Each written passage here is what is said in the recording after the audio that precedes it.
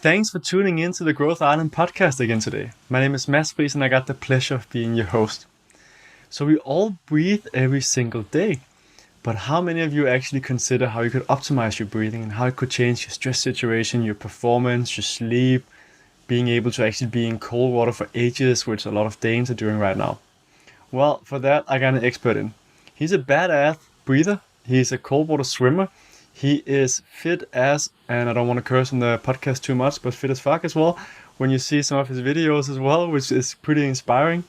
He is been trained as a Bulletproof Coach and also certified with several different breathwork methodologies, such as the Wim Hof method, the oxygen advantage, and the breathology, if I pronounce it right. So I am really happy that I got Leigh Ewin in today on the podcast. Thank you so much, Leigh. Thanks, mate. It's good to see you, and it's good to be here. So Leigh, let's you do cold water, but you came from Australia and then you got into breathing. How did all that happen? Well, the moving to Finland was a kind of a key component of that. I got hit with the cold almost immediately. You know what I mean? So you can't live in this part of the world. It comes naturally for people like yourself, living in Denmark, Sweden, Norway, Finland. But as an Australian, we're used to that warmer climate, so it was a huge adjustment for me to, get used to that. And I actually didn't really like too much the cross country skiing. Like, it's fun, but we don't have so many big ski slopes here. So for me, it just ended up that the cold water was something I really enjoyed, and then of course the sauna. The other Finnish pastime, and probably Northern Europeans love the sauna as well. Sort of the combination of those things that really, really that was just made me feel so good, And then I started experiencing the health benefits of that too. No flus, and I always felt happier, and it was kind of a social thing as well. So, and a few beers too, I've got to say. Yeah, of course. That was good. It was a good introduction to the Finnish culture for sure. It is. So breathwork is something you specialized a fair bit with. Why is it that breathwork is so important? Like, what I took this course on cell biology, and one of the things they talked about was oxygen is important for the cells. Yeah. Well, I mean, it's so important because it's the start of everything, right? I mean, if I could say it like this, right? If we allow ourselves to think about evolution for just a little second, if we really go back to the start of evolution, we were these like squidgy little kind of spineless things like moving around in the water, and water going through the gills and all that, and that's the energy is produced in a different way altogether. And in those days, oxygen would have been known as a sort of a toxic substance. We couldn't have used it, or we couldn't have handled that at all. Fast forward millions and millions of years, and those little squidgy things would have got to the surface, poked the eyes above the surf, looked around, and then the physiology or the biology, let's say, would have adapted. And think about it, like how amazing it's been is that like the evolution has not only allowed us to sort of handle oxygen, but to now utilize it as a key or the primary function of how we create energy in our bodies, right? I mean, you eat something, you've got glucose or whatever fuel coming into the body. Your body can't use that energy until oxygen's introduced, breaks it down and creates a certain molecule. And that's the form of energy that we can actually use to power ourselves and power our cells. So it's quite fascinating when you really think about it like that. So that's why it's so important. It's the start and end of everything. And you could even say, right, in South American culture, like literally on a spiritual level, they say the soul comes into the body on the first breath and it leaves on the last breath. So it literally is the start and end of everything. Got it. I think another way of also stressing the importance of breath, right? We can live weeks without food. We can live days. I'm not sure if we can live also a week without water. We might be, but we can live 3 or 4 days maybe. Yeah. But how many minutes can we live without breath, right? That kind of tells something about the importance of way of stressing it as well. And I find it interesting that we spend so little time discussing. I know you in the environment and you work with it, so of course you discuss a lot more. But it's not something that I often have dinner conversations with, except from when I started getting more into these health circles, biohacker circles. We start to talk about it, right? But it's such an important thing. We speak so much about food and so on, but But breath is essential.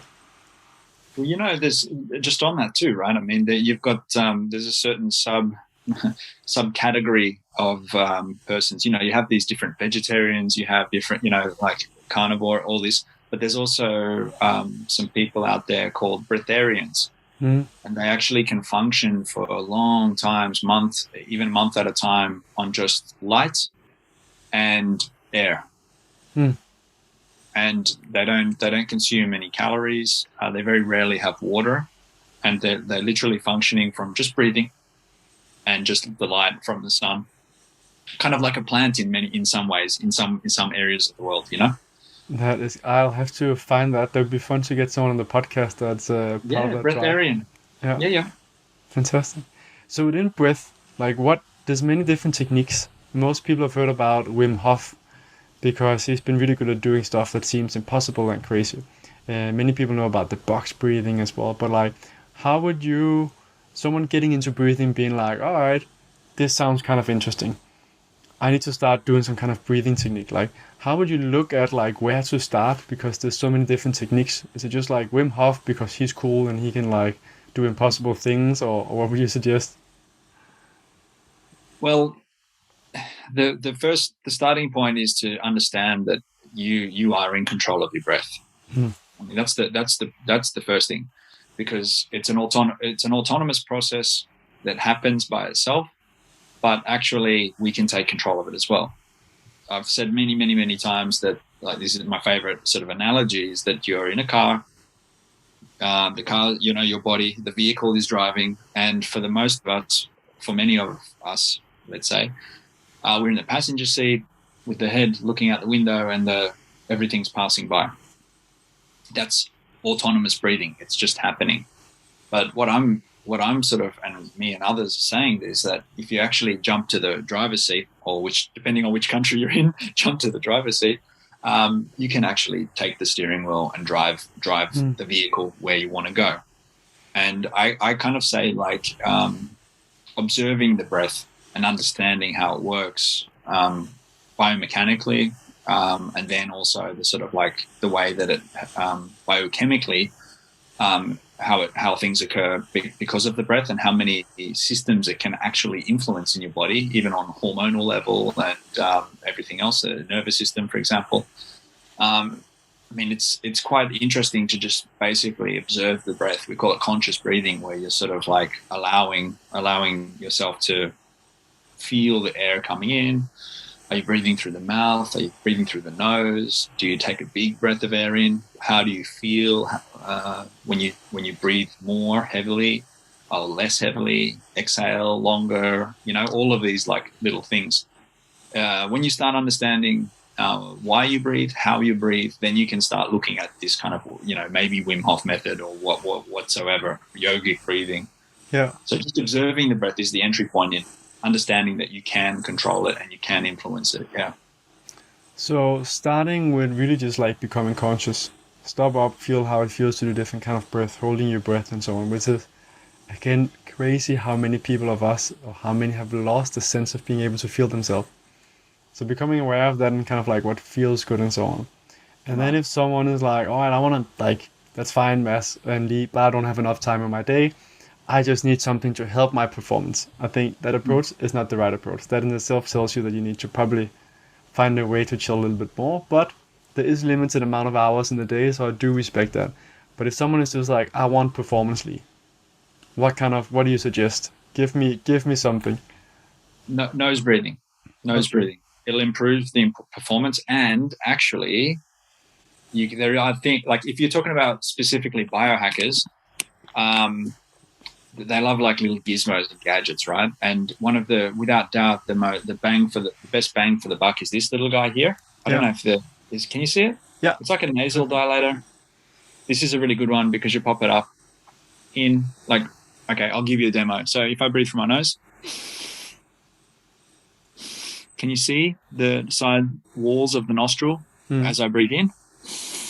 It kind of sucks down, it compresses. And this little guy here, when you put it in, it kind of looks a bit funny. Let's be honest. It looks a little bit funny. And for the ones only listening, it's like a little plastic thing to put up in the nose that kind of opens up the nose a bit more. Yeah. It keeps the nostrils open. And now it does look, like I said, it looks a bit funny, but look. So you can see that it's very little. So if you really want to know, this nasal dilator, it helps sort of like it opens up the nostrils and allows for more airflow coming in. Yeah.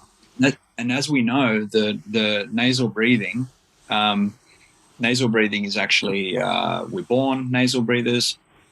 It's the most natural way. You'll see a baby born, which is why they can kind of breathe and they're feeding at the same time. You can hear them sort of like snuffling or away like that. It's very, very crucial to the development of the craniofacial structure as well. A lot of these things, there's even studies that show that children, let's say, not say babies, but children that breathe through their nose longer, have higher IQs, have better facial development, have more open airway. So many benefits, but something happens along the way where, life or the stress of life, the environmental factors come into play, and we sort of lose that. And that's why I believe that if you're looking at someone who's just looking at breathing for the first time, the conscious breathing, and then like understanding why and how you're breathing, but then you'll start to realize that what the difference between mouth and nose breathing.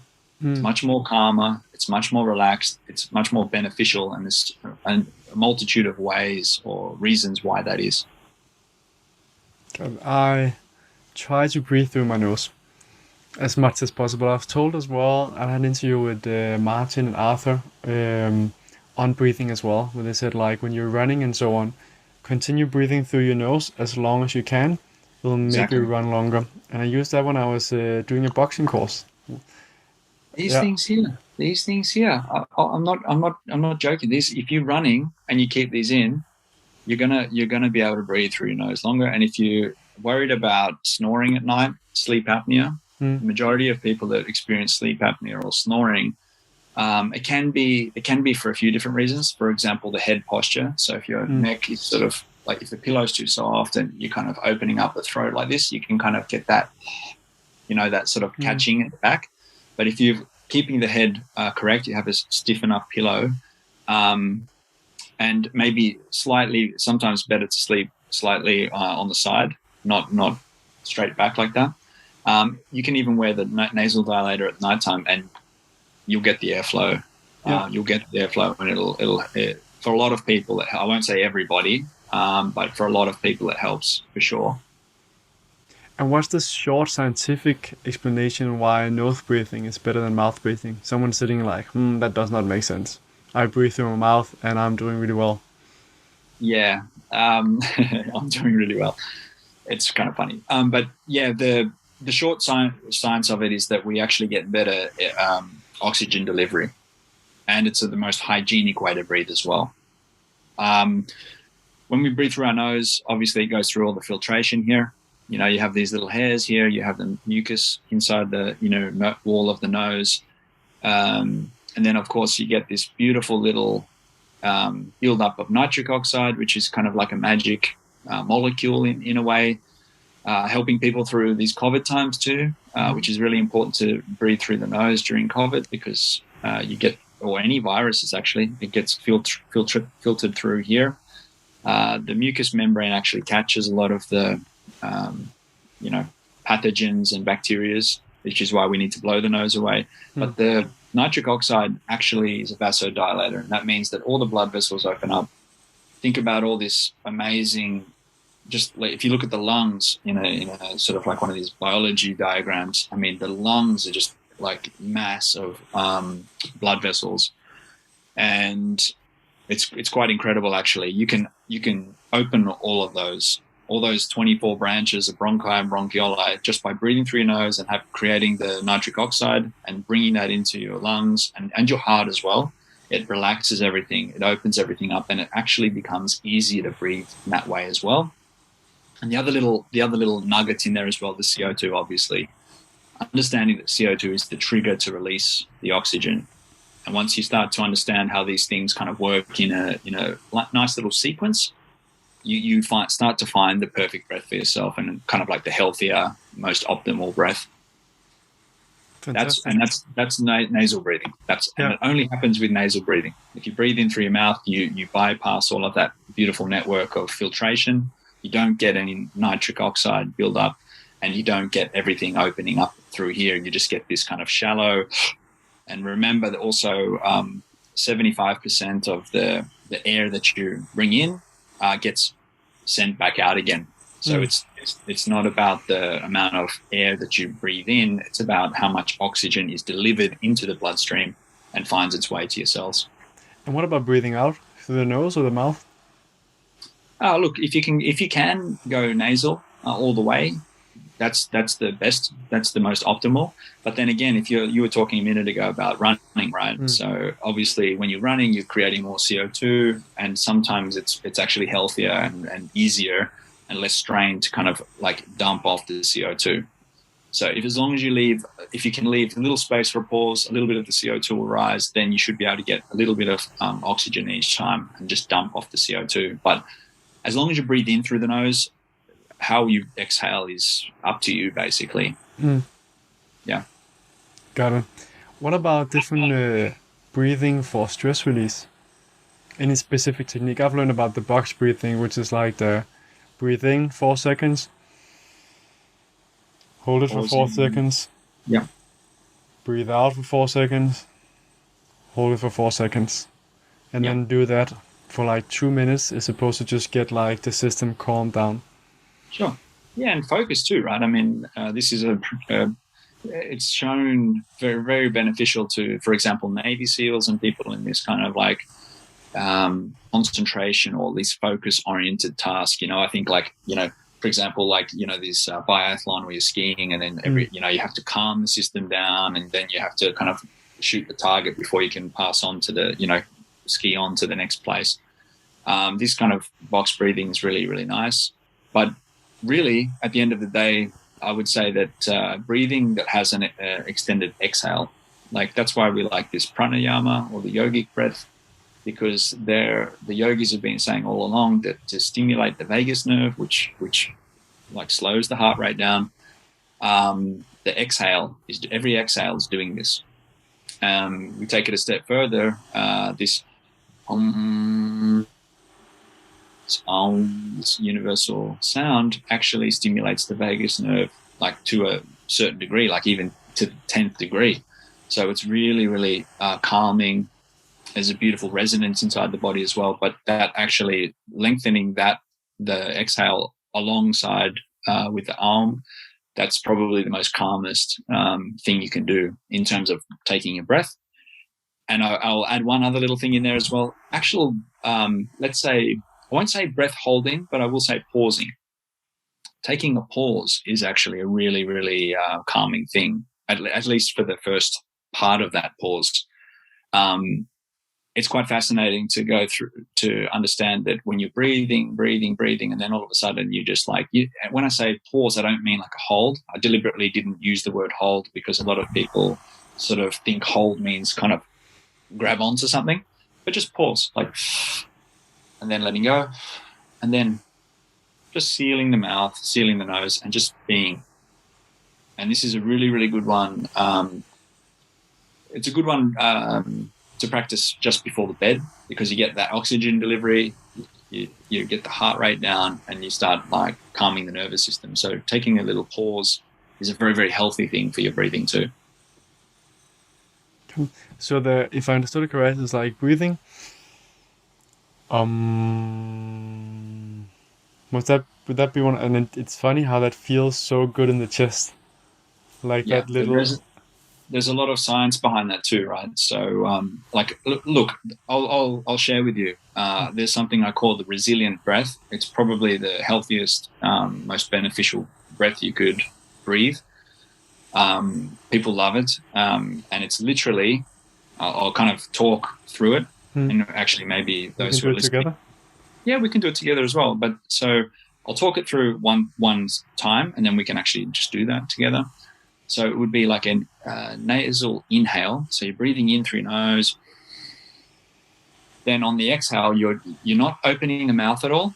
you're just sort of, doing this humming or like a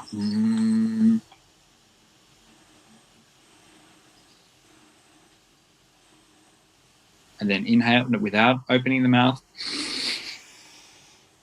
and then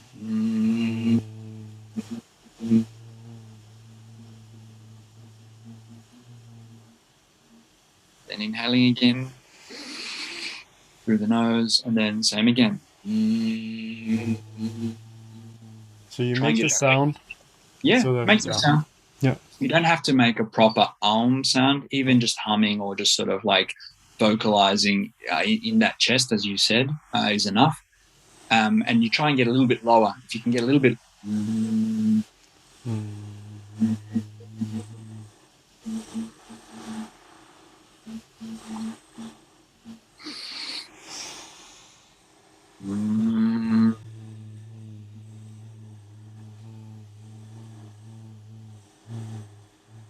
Like this. It feels fantastic. It feels amazing, and you get this beautiful vibration through your face as well, because up in here, remember we talk about nitric oxide. When you're humming, it's actually increasing the amount of nitric oxide that your body's producing by a great amount, actually. So it's opening everything up more. It's hygienic because you're actually closing the loop. So when we don't open our mouth and we don't get rid of that nitric oxide, it's going through your system. It's taking out the pathogens and bacteria as well. You're allowing it to do its thing.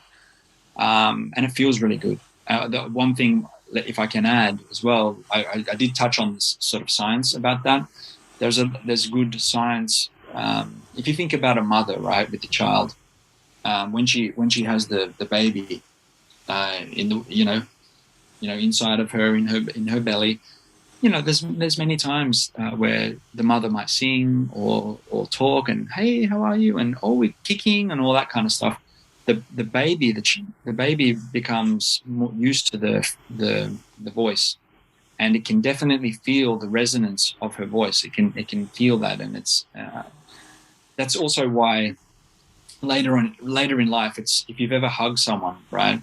You hug someone, and if you've ever given them a hug, and it's like like this, like when you make this noise, you get that same vibration. You get that same feeling, and the hug with somebody who's kind of allowing that almost sigh of relief, or that that feels nice. You feel bonded even more. You connect with the person. It's because of this sort of this almost like instinct from, like this, would you say, maternal instinct, that it feels good. And then, of course, if you think about the breastfeeding of the child as well, right next to the chest, the breasts are there right on the chest. So even when the mother's talking and they're feeding, it's calming, and so there's a lot of this sort of thing in play there too, just by humming or creating this beautiful sort of resonance or this vibrational feeling through the chest, and actually in the head and the face too. So say for anyone listening, if you haven't done already, pause and try and do that breath. It's like, it feels fantastic, and it's so simple. It's just... Here's another tip too. You can find a song that you like, where the rhythm is okay, and you can just sort of hum along to the song. You know what I mean? You can breathe and you can just hum along to your favorite like song in the chorus or whatever, and you can or however it goes, and you can just do it like this. That could be another way to do that as well. Maybe as you're surfing or something like that. It's amazing.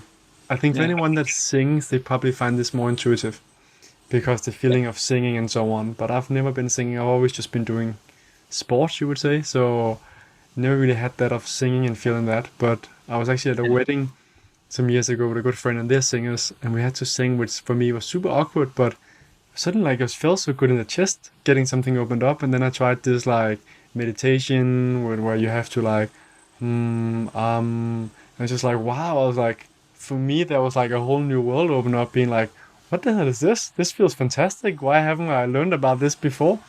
Yeah, it's an ancient, it's a beautiful thing. It's a beautiful thing. Like, I'll be honest, I got like, just talking about it, I get the hairs, I get this memory feeling there, when you get this kind of memory feeling.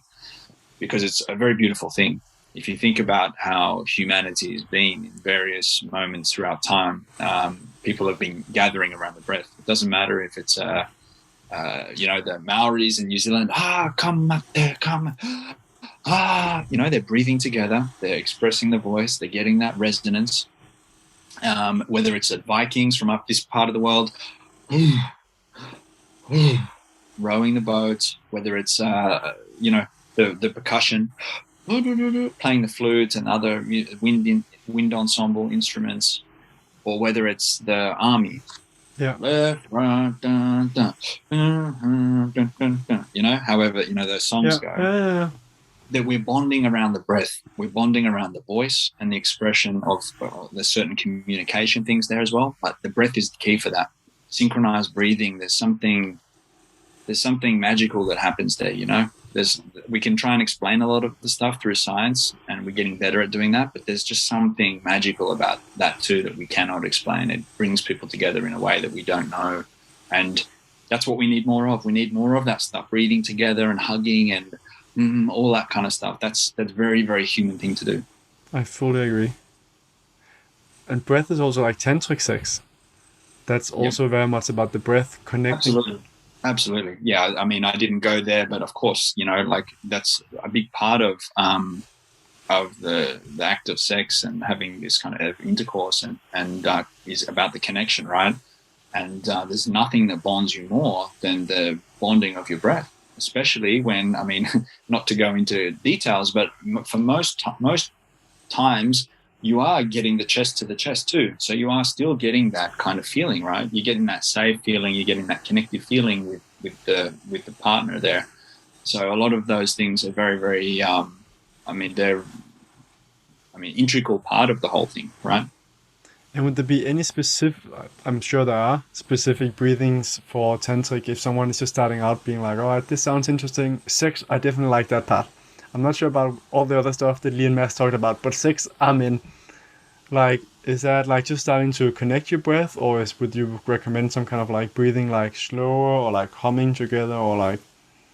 And basically any of those work. But the one thing I would mention as well is that there is sort of like if we go into real tantric sort of yogic world for a second, there is this kind of what's known as the root lock. It's a root lock. And that is basically between the genitals and the anus. There's a perineum there. And that's actually sort of where we call it sexual energy. And sexual energy is actually not like, it doesn't refer specifically or exclusively to sort of intercourse. It's more about your life force, your energy, it runs up your cerebral spinal fluid and goes into your brain. This is your life force energy. And what has been found as well is that if we give this kind of squeeze, and when I say squeeze, I don't mean with your hands or anything, I mean actually just kind of lifting the perineum and squeezing that, you can actually activate the sexual energy in this way. So that's one thing you can do on an inhale. You can sort of breathe in and squeezing at the same time on the inhale, and then completely relax on the exhale. So if I can, sorry, my hand gestures, hopefully that's not off-putting, but it's kind of squeezing in on the inhale and then relaxing completely on the exhale. And for people that don't know that feeling, if I understand it correctly, it's kind of like for a guy when you have to pee and you have to hold back. Yes. It's that same muscle. Yeah, so exactly. Like, how do I activate that? Practicing like how next time you go peeing and you kind of try and hold back. How is it for women? Is it the same? Yeah, I believe so. And it's also like a lot of work has been done now around the pelvic. You probably hear about the pelvic floor. Not being strong, or in some instances collapse. So this is a very nice way to kind of strengthen that area of the body. A lot of females have problems with that from conceiving a child and other things throughout life, maybe injuries or so on. And that actually strengthens. It's kind of a good exercise to kind of strengthen all that around there, all the muscles and the breathing muscles that are kind of down there. For those who are listening, and for you as well, mate, if you really, really think about it, if you really think about breathing deep, like the great Wim Hof himself has said, breathe into your balls. You know, he's actually said, breathe into your balls. And in his typical style, he just goes and says it like that. But when you really look at the sort of the way to breathe, a deep breath has never meant like that, right? You know, take a deep breath, relax. I mean, if you think about it, a deep breath, like what I've just, demonstrated, that's actually like a sympathetic. It's like it's a sympathetic driven breath. It's usually if we're scared or if we're surprised, or it's an active breath, right? It's an aroused breath.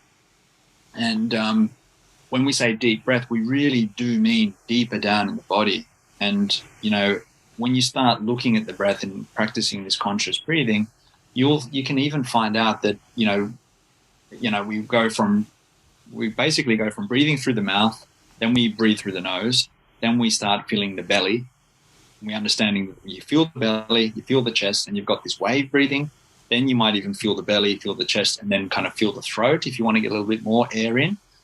But then when you start diving deeper, really like literally, you start understanding that you can breathe literally from the root lock and this perineum, and that's kind of like completes the full deep breath. So that's what the true deep breath is. It's not this kind of like, you don't see parents, I don't think, saying, okay, Tommy, little Tommy there, or Johnny, take a deep breath. I feel much calmer already. No, I feel actually more active when I do it like that. A deep, slow, considered breath from as deep as you can. I mean, that's a high value breath, and it's going to relax you for sure and give you a lot of value. Yeah. Several things to try out. This is, I think, an episode where people need to block some time off in the evening as well. How about cold water, Leigh? So you practice a lot of that, and I've my own experience as well. I love the cold water and sauna, and I realized, for me at least, the breath and the mind is what makes the entire difference on whether I'm like, this is killing me, or whether I'm like, this is good. This is actually, for some weird reason, really, really nice. Yeah. Well, it was very intuitive that you went there, after talking about this deep breath, because as you know, like the first thing that goes completely when you go into the cold water is the breath. And as the little Johnny or little Tommy, it was the same thing, right? You go into the cold, usually it's okay up until it gets to sort of like the chest. The chest, if you get really cold water on the chest, it really takes the breath away, and it can like this. Again, it's a very sympathetic driven, it's a sympathetic part of the nervous system, which is sort of like this active fight or flight, if you want to call it like this. So what we're trying to do is, to control the breath, we need to lengthen the exhale. Just as we mentioned before, to calm, the best calming breath you can do is literally to lengthen the exhale. Lengthen slowly the exhale and expand the exhale like that. Lower the heart rate, and then sort of like slow everything down. And I mean, without doubt, probably the most highest value thing psychologically, but then, like almost physically as well, because we deal with so much stress, is understanding how to de-escalate from a situation where you are experiencing stress, right? And that's literally what the cold is. It's stress shows itself in the same format. Either if someone yells at you, the heart rate goes up, you can't breathe. In some cases, you see someone's face go red because they're like mad or angry or upset or something. You just need to tell them to breathe. Breathe, relax, calm down. So whether the person's yelling, or it's a road rage, or it's someone telling someone to wear a mask, or screaming, or whatever, or you're in the cold, it's exactly the same. The stress manifests itself in exactly the same way, and we can down-regulate or de-escalate that stress in exactly the same way every time, and that's just lengthening the exhale. Love it. Super simple. Yep. Life does not always have to be so complex. That's what I love about breathing as well. Like, it's free. Fasting and breathing, it's free. It's available. It's a matter of of learning We some can get techniques? complex too. Oh, don't worry about that. We can really get, I mean, what we just talked about before, I mean, the deep breath and the root block and all that. I mean, it gets kind of, it can be complex, but the more you practice, the more you try, the more you experience, the more you feel and connect the feeling with what's happening inside your body. I mean, it becomes very intuitive, and you start to, it does become like a second nature thing. And then you just kind of understand. Like the cold is a great example. Like nowadays when I go to the cold, I know exactly what's going to happen. I know that like even for me, someone who's really experienced with a cold, it'll be the first breath or two that I'm sort of like a bit heavier. I just know, okay, we just relax now. We've done this before. We understand, but the body wants to go. It wants to start off all the processes. It wants to give you the energy. It wants to give you adrenaline and all that kind of stuff to get you out of this situation or fighting the situation. But it's like, no, it's okay. Remember at the start, from the passenger seat to the driver's seat. So I'm in the driver's seat. I'll drive this. And actually right now we just want to put it in park for a few minutes while we're in the cold, you know? Yeah. So looking at some of the amazing things you can do with breath, Wim Hof is super famous because he's done these amazing things, and he's a character. He says things in a special way, so he's also fun for the media. But like when he climbs a mountain with people that have different diseases and the doctors are telling him he's going to kill them all, and this is like he's a murderer and so on, and then he climbs the mountain faster than most people together with these people in shorts, right? It's like, what is up there? Like, what do we know, and what are some of the techniques that can kind of get you to that superhuman, or like that science that just like, this is not possible. These people should be dead now. Yeah, I mean, I would say a lot of the thing, one of the biggest value things that people discover when they're practicing something like the Wim Hof method is the self-belief. I mean, a lot of people, if you actually ask them what their worst fear is, it's cold. It's being in a cold, stuck in an icy, falling through the ice or whatever it is. I mean, that can be somebody's worst nightmare.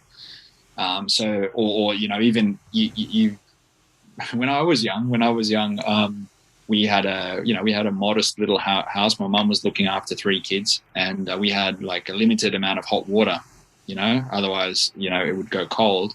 And in order to make sure, if I was enjoying the warm shower too much, Mum would like she could actually turn one of the taps on in the house and make the water go cold. So I just remember that feeling of like, I knew that the shower was over when she was doing that, but it was a horrible feeling to have this full cold shower, even in Australia, right? It just felt like, whoa. So I get it, it's a scary thing for a lot of people. But then again, the more you do the things that you fear, the more self-belief you have, and the more able you are to do those things. It's the same. Again, it's the same thing. If you go on stage, you're scared, you don't want to present in front of your classmates, you got the big basketball game, whatever it is, the more you find yourself in those situations, the more readily able you are to do those. The self-belief comes in. So that's one big part of the Wim Hof method. But then, of course, the more people do that, the more people actually get in the cold, and they build this resilience towards it. The studies for Wim, I mean, he literally was the first person to discover basically that we could actually influence the innate immune response in the body, which is the production of the white blood cells, which is, the byproduct of stress. The overproduction of white blood cells leads to a lot of autoimmune issues and other issues in the body. I mean, inflammation could be, it's probably one of the biggest killers, if not the biggest killer that we have on this planet, which is why when you look at the news and it's all fear, we're producing the white blood cells all the time, right? Which is why going to the Dominican and surfing and living that life, I mean, you're doing your health a service, a credit, de-escalating from the stress and getting away from that kind of stuff and subjecting yourself to those things. So what they found with Wim is that basically if he trains with the cold, and then does the breathing practices, what happens is that the what we call stress hormones, like the cortisol, the norepinephrine, which is adrenaline, and other key markers, it actually gives a reboot or a reset to the innate immune system, which means that the white blood cell count actually reduces, and a certain white blood cell is produced, which blocks other ones as well. So it's quite fascinating, and that alone lasts for about 6 to 7 days, that response in the body. So we're literally just telling people, if you go and have a proper cold bath or an ice bath once a week, that's all you got to do. That's enough to make sure that your innate immune response and your white blood cell count is actually regulated. And that's why you're finding a lot of people that are, I'm not afraid to say it, healing, it's a subjective word, but healing autoimmune issues and a whole range of other issues as well, where the inflammation is holding them back or producing responses in the body. And a lot of those things come from modern day medicines, certain inflammation in a certain other, and then it has a knock-on effect. And what we finding a lot more now is that we can get rid of a lot of those medications, and you can literally just treat the inflammation with this kind of natural resources in a way. Again, something that's kind of free for us up here in this part of the world. I mean, maybe that's part of the problem, right? Air's free, cold's free, all this kind of stuff, fasting's free. And they're all really, really amazing. Everyone should be practicing all of those things. Conscious breathing, doing an ice bath or some cold exposure. We should all be doing fasting, right? I mean, it's like an amazing, all these things, in sauna as well. If you have a possibility to go to sauna, these things are just sort of part of the culture up here. That's why I felt so healthy. That's why I don't get flu anymore. I don't get sick. It is some good practices, and once you get to do it a bit more, you start to really enjoy it. Yeah. And that was at least my experience, and most people that I talk to is like, in the start it feels kind of uncomfortable. But then you're like, how can I go without doing this stuff? This is like life altering. Addictive. I did mention the adrenaline, right? I did mention the adrenaline. So there's a little bit of that going in there. And that gives you that buzz feeling too, right? I mean, plus I can only imagine, let's say like this, in both sauna and cold, they're now looking at studies where certain heat and cold shock proteins are being produced in mice, where it's helping them. It's let's say like this. It's mitigating Alzheimer's. It's creating better synapses, which is the neurons forming and connecting and strengthening the connections.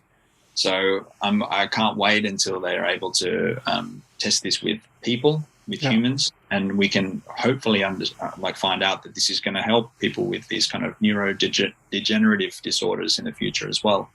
Plus all the rest of it too. So it's really exciting, but we just need to get those brave people out there and money, unfortunately, to pay for some of those studies, so that we can kind of like really get this out there to the people. It's going to be fascinating the challenge, as you say, is often that getting the money for the studies is pretty hard. But I see time is running, Leigh, so some quick ones as well before. A notion of caution. What should you be careful about in regards to breathing? Like, where can you actually get hurt or do something bad by like, all right, now I want to be a breath master, and it's like, all right, that's amazing. This is what you need to be careful of. Yeah, it's definitely, we don't practice these heavy, like the Wim Hof and those heavier, like in a way, hyperventilation, over breathing techniques. We don't do that around water. We certainly don't want to be doing that driving to work in the morning, like this, and trying to, steer that, that we just, anything that's hyperventilating is over breathing, like this huge inhale and exhale is kind of like, we don't want to be operating machinery or anything like that. There's always a possibility that you could potentially kind of get dizzy or even in some cases black out. And just a quick note on that, we talked about the Wim Hof breathing a lot. Yeah, there's an episode as well that I'll link to here where you can hear more about the Wim Hof breathing, because that's a whole episode in itself and like some of the stuff behind that. Yeah. So that's without doubt the first caution. The other one as well is that literally just to get started, I always recommend, if you're just getting started and you want to go, do a 10-minute, 15-minute, 20-minute practice, just lay down. I know it looks cool that the yogi, in this beautiful lotus position with the knees up and cross-legged and all that sort of stuff. And that actually is the way to be. It's a very stable position, but not very many beginners can actually find that pose. So lay down, relax. Don't get, what I mean? Just be in a comfortable position, put the headphones on, and then just go for it like this. Keep the spine straight as well. Keeping the spine straight and then even the neck supported. There's nothing worse than, I got a bald head under here, and there's nothing worse than the back of my head on a yoga mat. After a while, it just the back of my head, it kind of hurts. There's a little bit of a pressure. So I don't want to be focusing on that kind of stuff when I'm breathing and relaxing and meditating. I'd just rather have something small there, so it's just comfortable. Comfort first.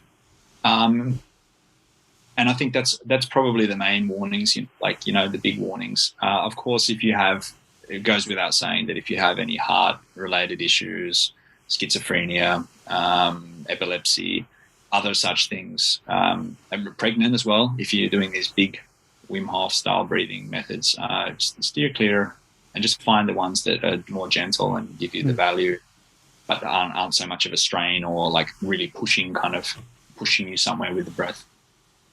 Got it. So Leigh, where can people find out more about you? If they're like, hey, he sounds kind of nice. He had a nice Australian accent, and he's Scandinavian as well. That sounds like the best of two worlds. How can I work with him?